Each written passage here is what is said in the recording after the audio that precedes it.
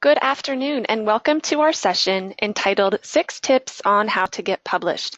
I'm Nicole and I'll be facilitating your webinar today. Before we begin, I'd like to go over a few things. First off, our session will be about 45 minutes depending on the number of questions that we get. As you may have noticed, you have been muted to eliminate any background noise in your environment. If you have any questions or comments, please submit them through the chat pane on your training panel at any time. I'll ask those questions out loud so everybody can hear them and our speaker can respond. If you haven't done so already, make sure you download the workbook provided for you by LifeRich. You can click on the Materials tab in your training panel to see the PDF of that workbook. And lastly, please be aware that we are recording the session. I would now like to introduce our speaker, Keith Ogorek. Keith is the Senior Vice President of Marketing for Author Solutions. He is the author of 3 self-published books, A Clear View, Eli the Stable Boy, and 7 Secrets of Successful Self-Published Authors.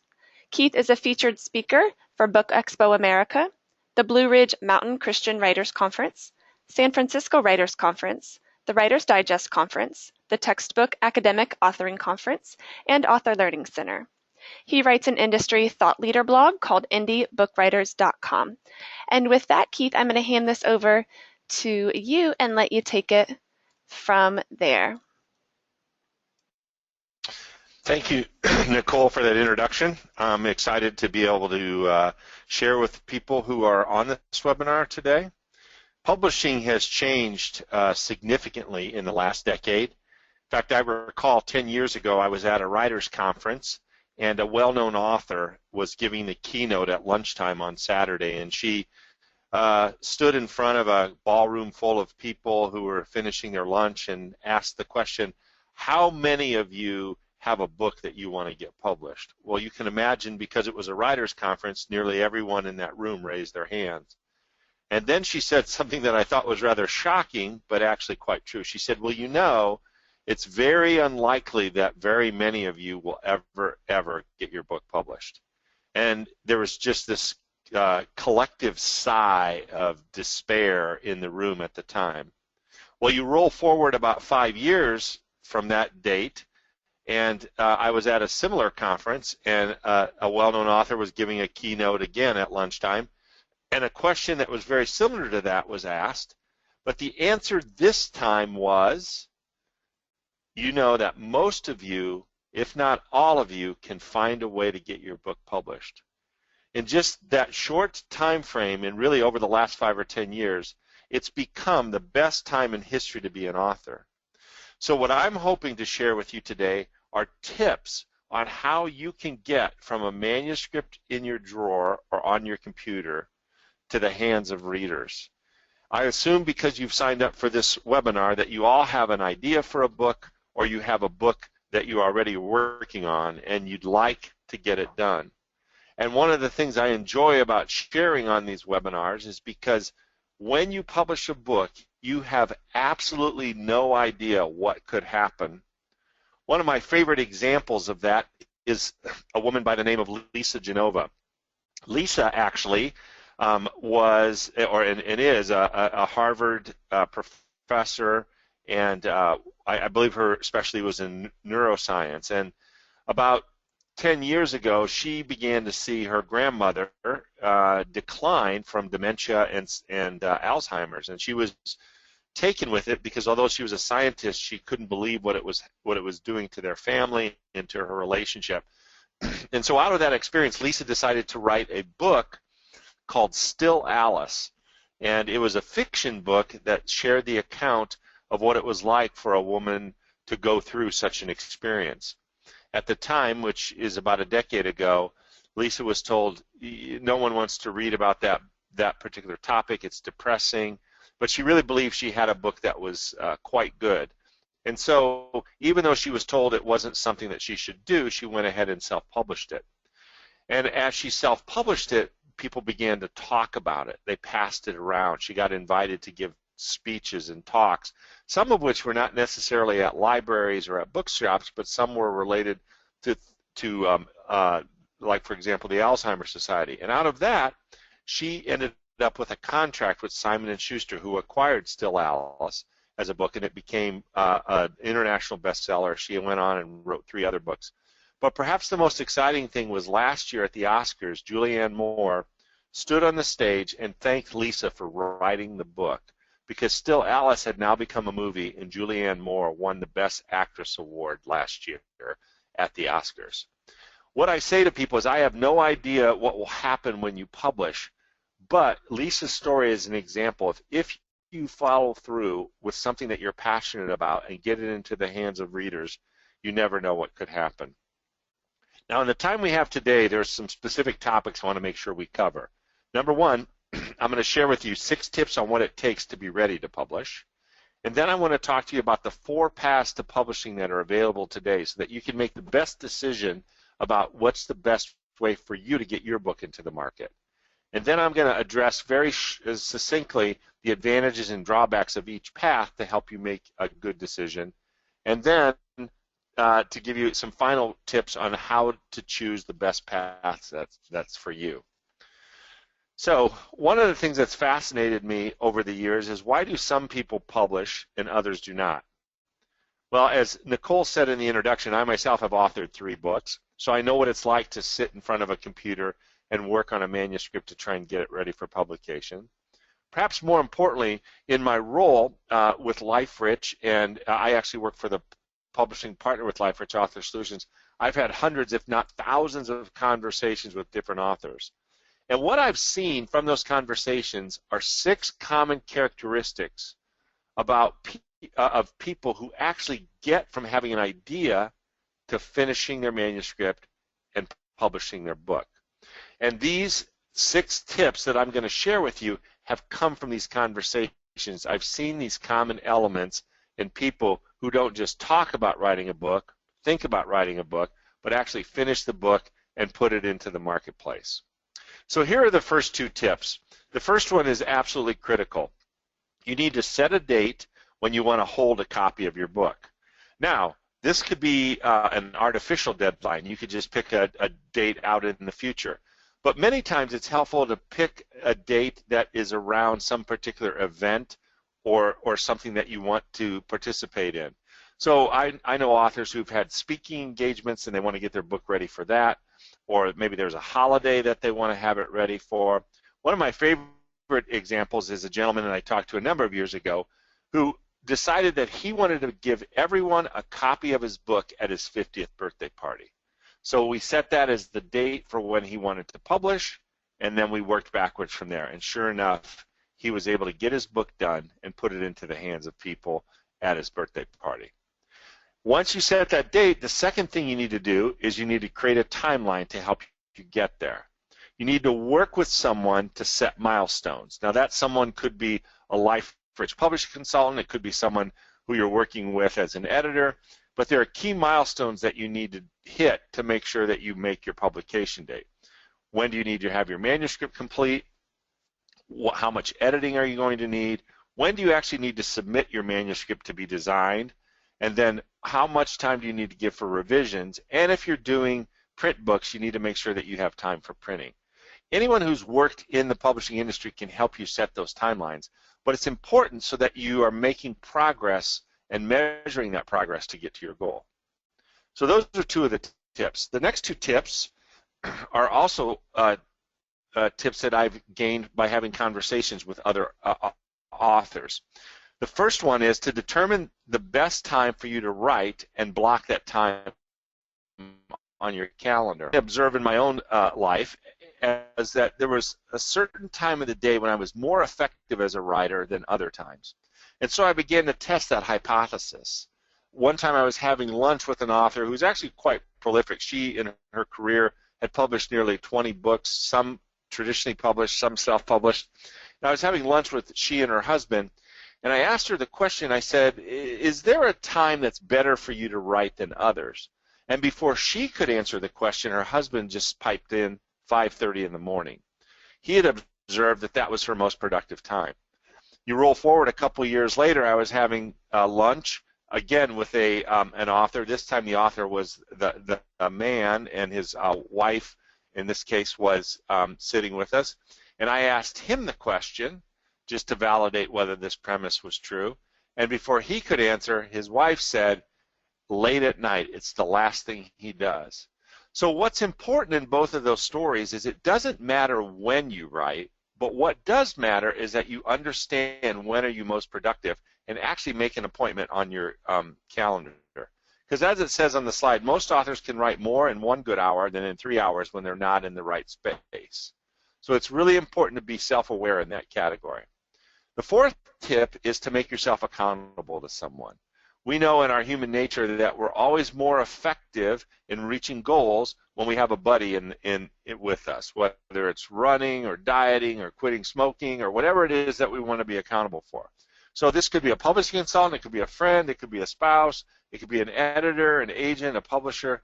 It doesn't quite matter, but if you've set your goal of when you want to have your book and you have your milestones set up, I encourage people to share that with others.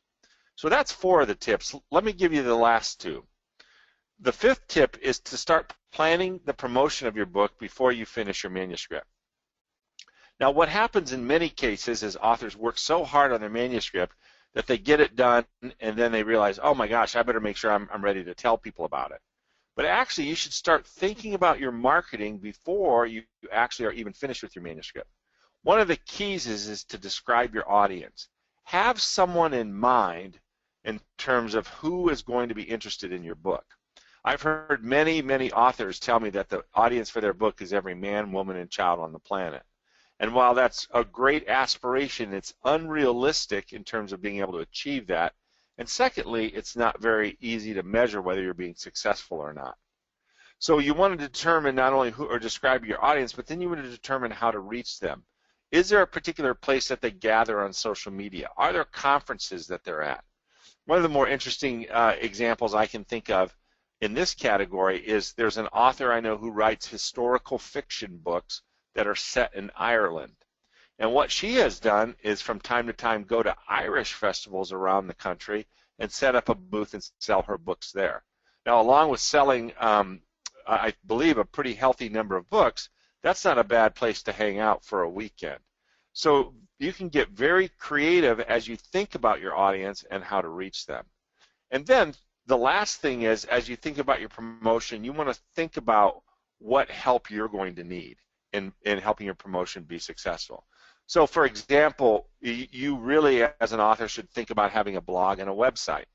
But if you don't know how to set up a website, then you're probably going to need someone to help you with that. That can be someone at LifeRich, that can be someone that you know, but you want to make sure that you make an honest assessment about what you can do to make it happen.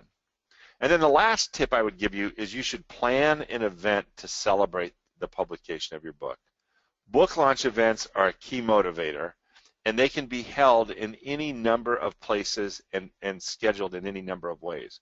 I will tell you, in my experience of talking with authors and my own personal experience, I get more emails about authors telling me that this was one of the best tips that they've ever were given, because having an idea for a book is easy, starting to write a book is easy, but actually writing to the finish and completing your book is actually a task that not many people finish. So when you do, you should celebrate that. You can get very creative in terms of how you do it. One of my books is a children's book that's based on the nativity story. So we actually did a book launch event, myself and the illustrator, around the Christmas season in a children's area of a church.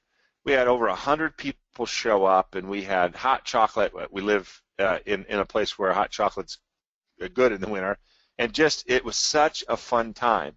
Another one of my favorites is an author I know who actually wrote a mystery that was set in her hometown, and one of the places that she mentioned in there was a local restaurant. Well, she actually had her celebration event in the restaurant, and the restaurant owner was so taken with it that he actually now sells books at the cash register, but also has named a menu item after her book. So as you think about your book and you think about your audience, planning these events can be very, very important and help you really recognize the great job you've done in becoming a published author. So those are the 6 tips that have helped people get from idea and manuscript to books into the hands of readers. Now I want to talk about, as you think about getting your book finished, what's the best way for you to publish it? And today, as I mentioned at the outset, it really is the best time to be an author. And so there are 4 paths that allow you to get your book finished and in the marketplace. The first is do-it-yourself or DIY. The second is the general contractor path. The third is supported self-publishing. And the fourth is traditional publishing. Now, in a moment, I'm going to talk in more detail about each of these and compare them so that you can understand the advantages and disadvantages of both. But one of the things to understand as you think about these 4 paths is the key differences are who owns the content, the investment of time and money that are required for each of these paths, and how fast can the book get to market. So let's look at these individually now and decide which path is best for you. The first path I want to talk to you about is do-it-yourself, or DIY. Now this involves, in most cases, typically uploading your manuscript and formatting it. Many cases it's ebook only, but there are some print formats. Examples of places where you can do this are Book Tango, Book Country, and Lulu. Although they will tell you that publishing is free, in my opinion, publishing is never really free. Because a good book is going to need editing. A good book is going to need cover design.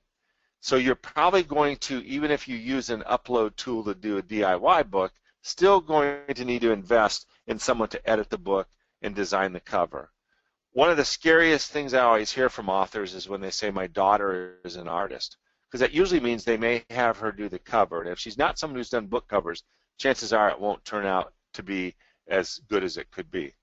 However, I will say there is one advantage to DIY, and that is it's often a great way to test your work. Because particularly if you do an ebook only, you don't have to invest in any inventory.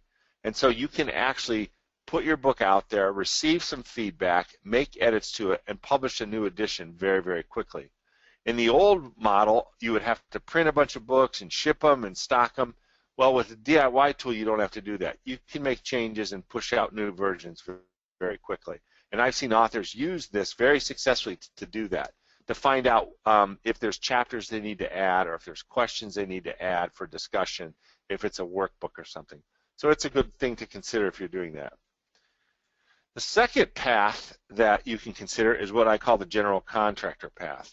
This is where you work with independent contractors. You can find an editor, you can find a cover designer, you can maybe find someone who can format your ebooks, and you work as the general contractor, or you hire someone to be your general contractor, because it still requires a coordination of tasks.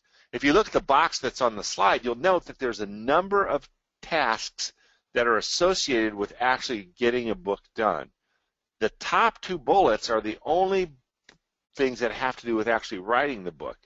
Everything else has to do with either finishing the book, packaging the book, selling the book, distributing the book, or marketing the book. And so while you're not going to maybe have to do all these things, someone's going to need to do them. So you live at a time when you can actually find people to do all these things for you if that's your propensity. So that's 2 of the paths. The third path is what I call supported self-publishing. And that is you work with one company who packages all the services. LifeRich falls in this category. It's a one-stop shop for professional services. And the way I like to compare the 3 options that I presented so far is it's like making a meal and eating a meal. You have 3 options when you think about it that you could home. Obviously, that's going to probably require the least amount of financial investment, but it's going to be completely dependent on the time and talent and resources that you have to put that meal together. A second option is you could go to a deli. Here, it's probably going to require a little bit more of a financial investment, but you've actually relied on someone else's time and talent and resources to prepare something for you. You're still in charge and control of what you select, but it's going to be different than actually making a meal at home. DIY is like making a meal at home. General Contractor is like going to a deli. Supported self-publishing is like going to a restaurant.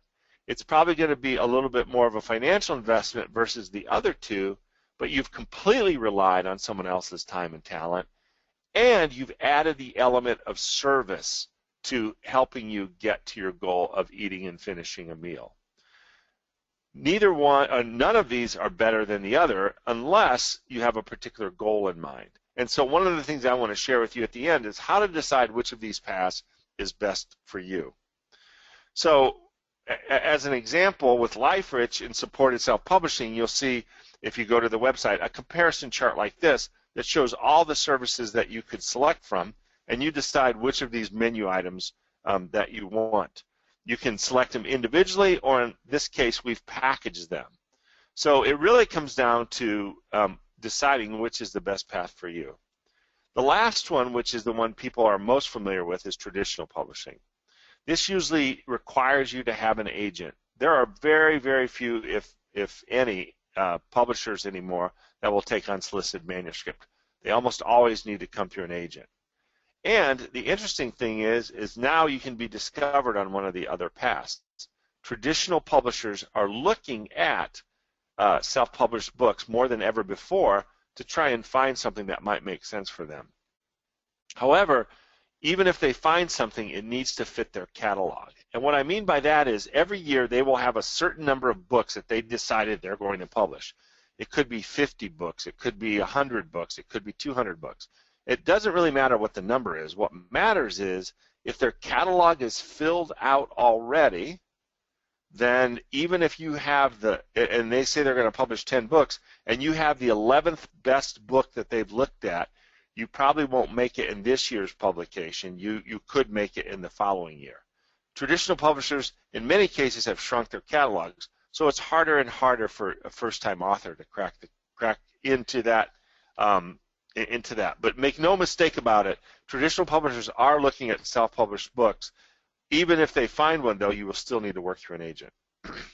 So how do you know which of these is best for you? This chart should be pretty helpful and has been helpful for many people.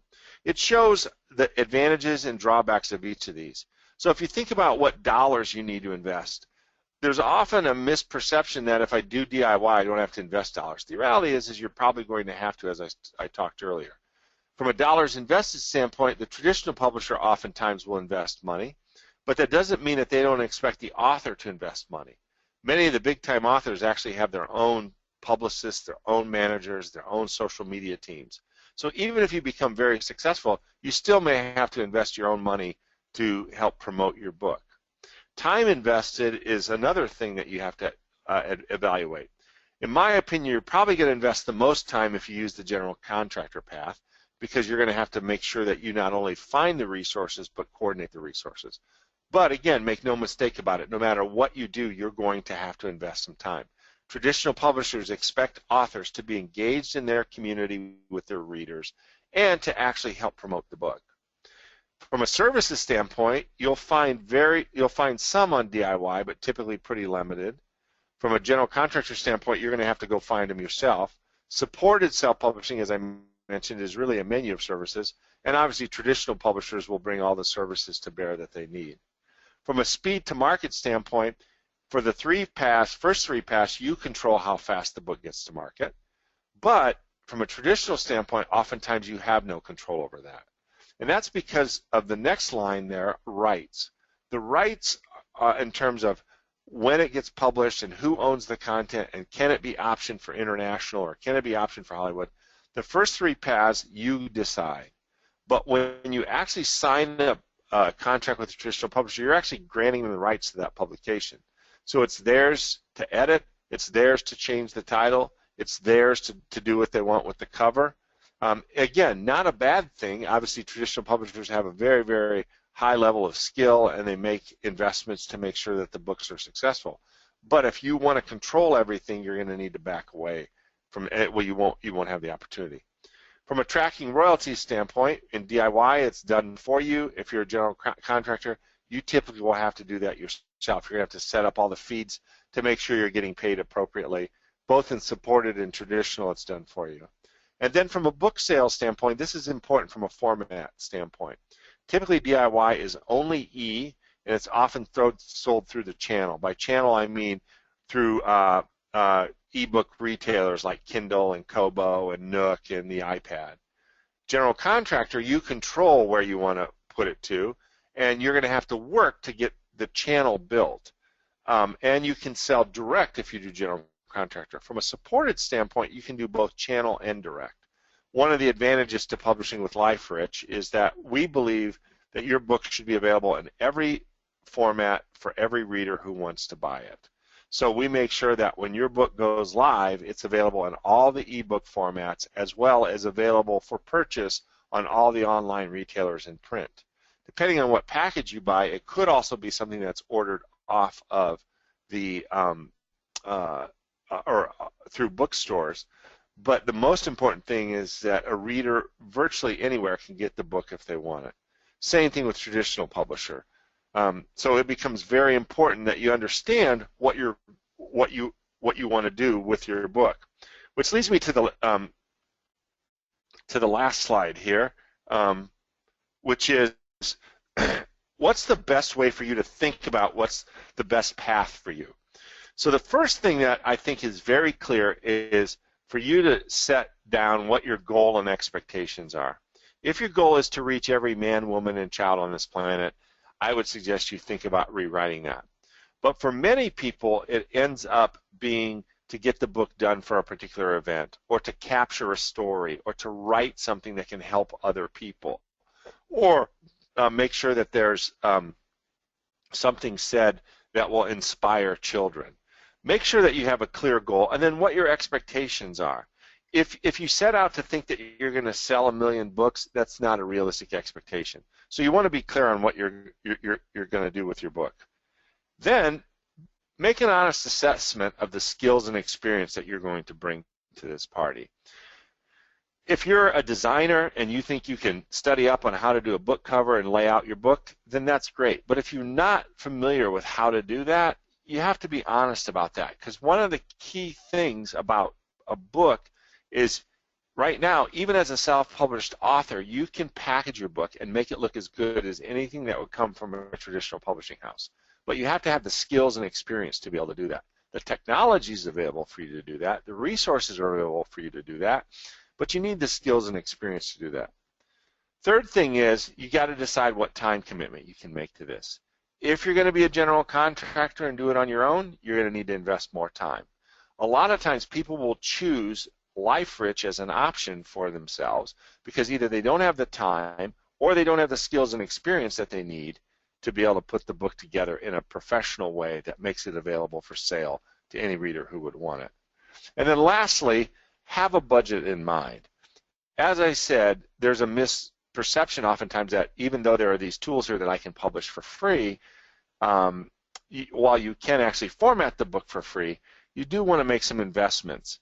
Now you can decide whether you want to make an investment just in editing or cover design, or if you want to make an investment to also have service. That's why I like the analogy of making a meal or going to a deli or eating a restaurant. When you go to a restaurant, even if you have a menu, you can walk away and spend $30 on the meal, or you can spend $300 on the meal. It kind of depends on what you want to do. But most people, I think, probably have some idea walking in a restaurant of what they're going to spend. So understanding these things is very, very important.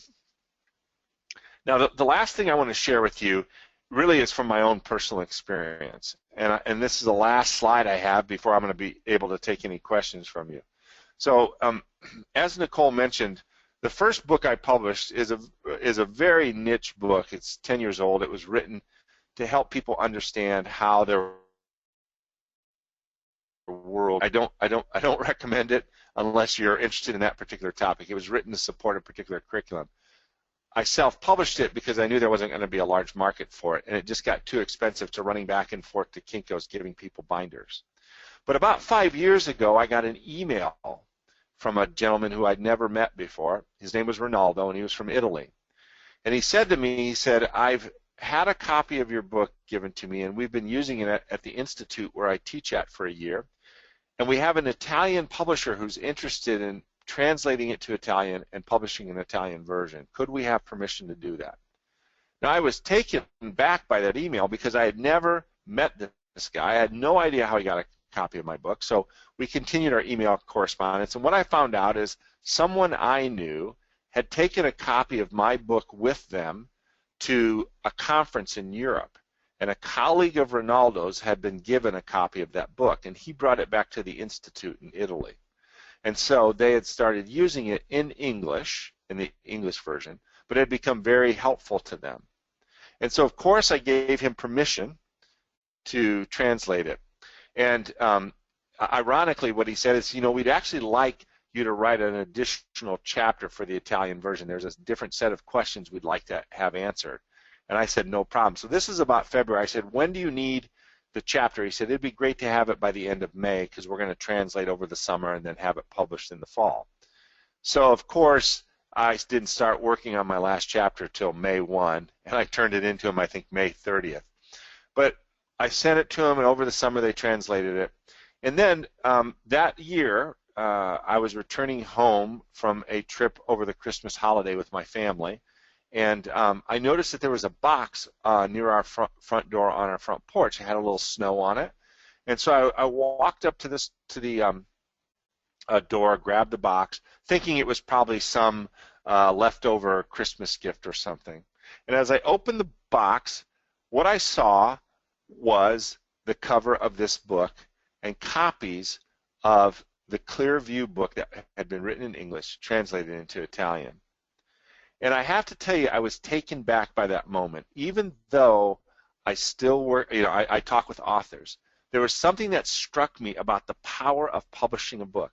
That here I was a number of years ago deciding just to finish the job and get the book into the hands of readers, having no idea that someday that book would end up being translated into Italian and being used by people that I had never met who were willing to make the investment to see that it would happen.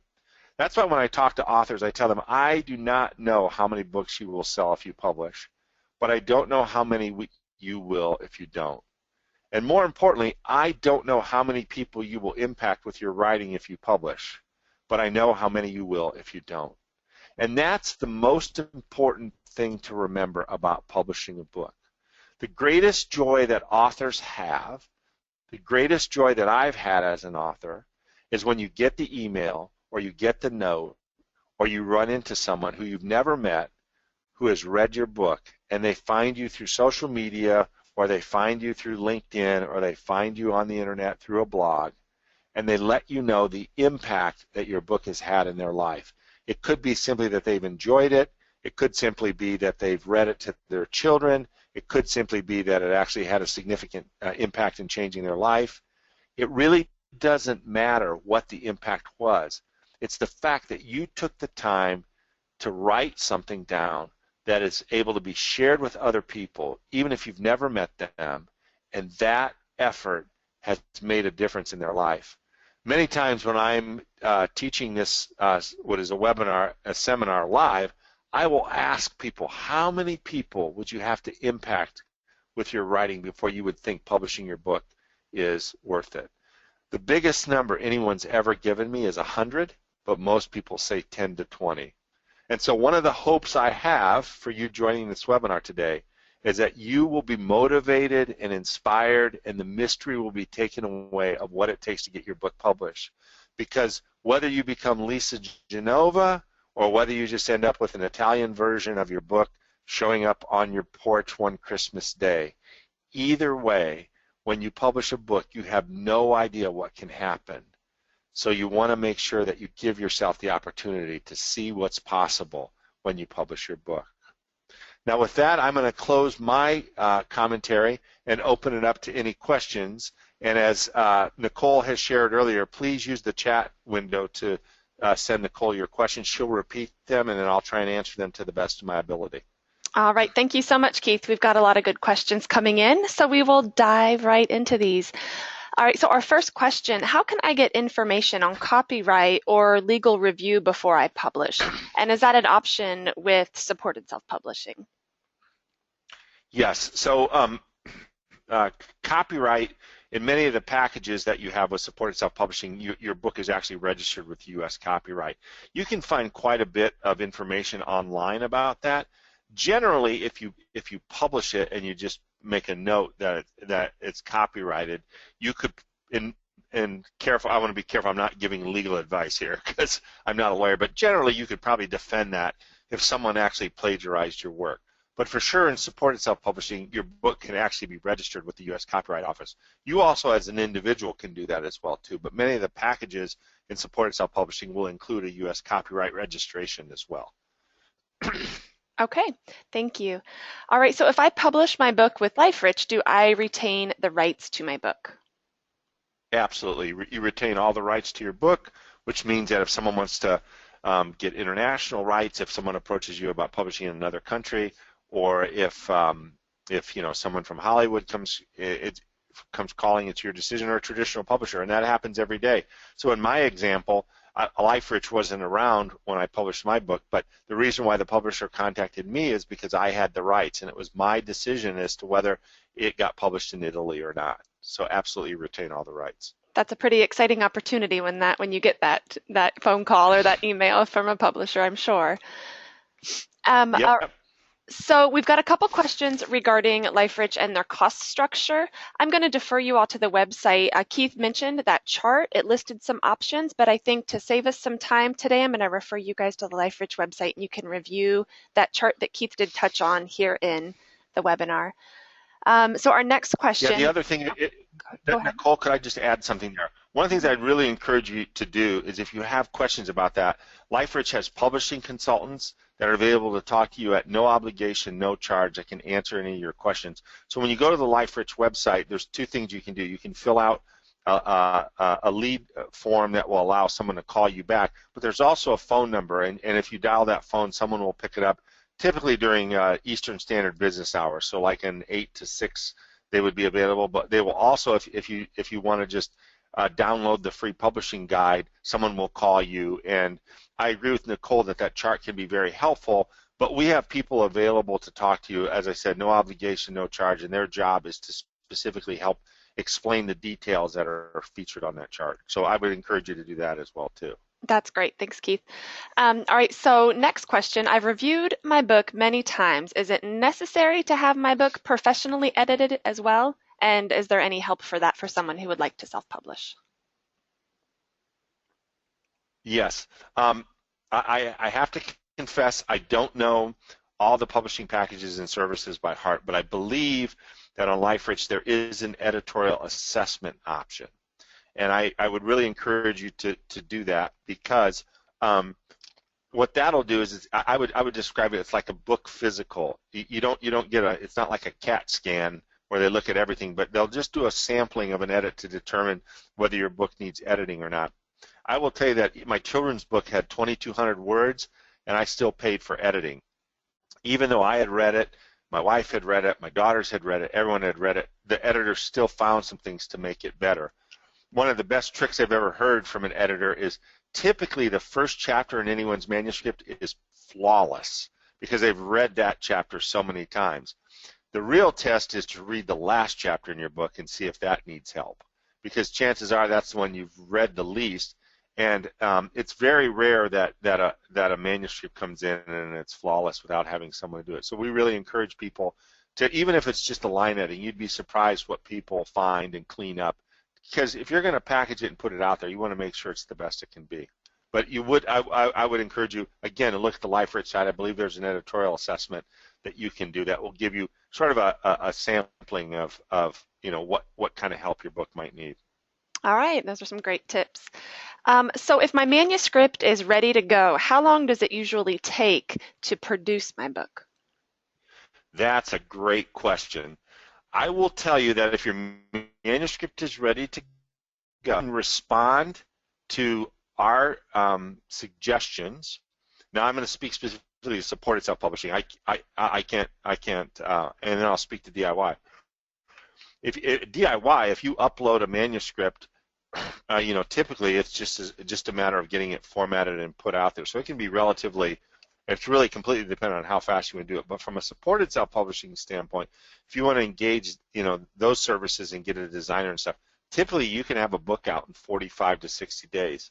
In most cases, it depends on the author taking the time to proofread their galley and respond to the designs that they're given to either approve or edit those. But it's not unusual for a book to get out in 45 to 60 days, which is a huge advantage for supported self-publishing and self-publishing in general. Because as I said, if you got accepted by a traditional publisher right now, odds are that book would probably not come out to 2017. And so even if it were successful right now, unless something, because a lot of times their catalog's already filled out and they would be putting out 2017. So. Okay. All right. So this is an interesting question. If I publish my book with LifeRich, will LifeRich's imprint be on the back of my book, or will it be my own imprint? No, it will be LifeRich's, and the reason is because one of the things that happens with a LifeRich book, in any book that needs to go into distribution, there needs to be an ISBN, which stands for International Standard Book Number, assigned to it. And those ISBNs are associated with some type of quote-unquote publisher. So for LifeRich to be able to track royalties through the system, it needs to be a LifeRich logo and ISBN. If you want to do your own logo and your own book, typically you'll have to go and buy your own ISBNs and do the general contractor path. So it's possible for you to do that, but it's not possible for us to do LifeRich, because then the system will not necessarily know to send us back the information so that we can pay the royalties appropriately. All right. So you mentioned planning marketing before I'm done with my manuscript. Should I be talking on social media about my book months before my book is done? Absolutely, because you can build an audience for your book before it's ever done. And there's some things that I've seen people do very effectively. One is I've seen people sometimes have 3 different titles and ask people what their opinion is. But the most common thing I've done is they'll have 3 cover designs done, and they'll let their social media audience vote on what cover they like best. Now, they don't have to report on the results to the social media. They're not obligated to tell anyone on social media. But what it does is it gets people anticipating the book. And so if it's a really intriguing cover and intriguing title, you can actually get people talking about it or thinking about it and actually feel like they're engaged with it and invested in it before it ever comes out. The other thing that you can do is sometimes I've seen people supply sample chapters. And this is a case where you think about it like a movie preview. You see a preview at a movie prior to seeing another film, and you think, oh, wow, I'd love to see that, or I wonder how that ends, or I wonder what happens. Well, you can do the same thing with your book. A lot of times people are hesitant to give away things free, but if you do it the right way, you'll actually sell a lot of books, because if you have a compelling story and it's written well and you leave people hanging a little bit, it makes them, quote unquote, want to see the rest of the movie, and that's what you want to do. Okay, thank you, Keith. Okay, so our next question. So if I publish with LifeRich, what opportunities are available to me through Reader's Digest? So again, I'm going to refer you to the website to be for 100%. I know that there are some marketing services that allow you to buy banner ads on both the rd.com site and the Taste of Home site. And I know that there is some qualification for certain books to be featured on the rd.com store. But I don't know all the details about all of that. But the website will have that information. And again, the publishing consultants who live LifeRich every day can tell you the detail on that. But I know those things for sure are available. Those I'm confident of. And there may be some other ones as well. Excellent. All right, Keith. Well, that wraps up our questions from the audience. Did you have anything else that you want to add before I close this up? No, I just wanted to make sure that if you have any other questions, please feel free to stay in touch. There's a couple things you'll see on the screen. Number one, where I've referred to LifeRichPublishing.com. Lots of information, people there that want to help you. I hope that if you have a book in mind, this is the year when you get it done, because you never know what could happen. One thing I did forget to mention, I did get a call a couple weeks ago And the book that I shared with you that's in Italian, there was a guy who's using it in Japan. He happens to be an expat, and he was asking me about if there was a chance to maybe get a Japanese version done. So I have no idea where that's going to go. I didn't include that in my presentation, but it's just amazing what happens if you take the time to actually get to your goal. It's so much fun.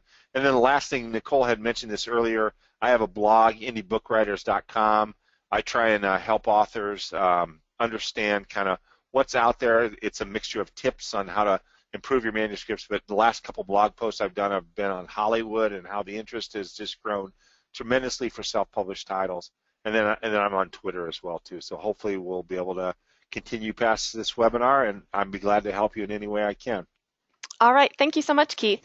So I think that's going to wrap up our session for today. I would certainly like to thank our presenter, Keith Ogorek, for sharing his time and expertise.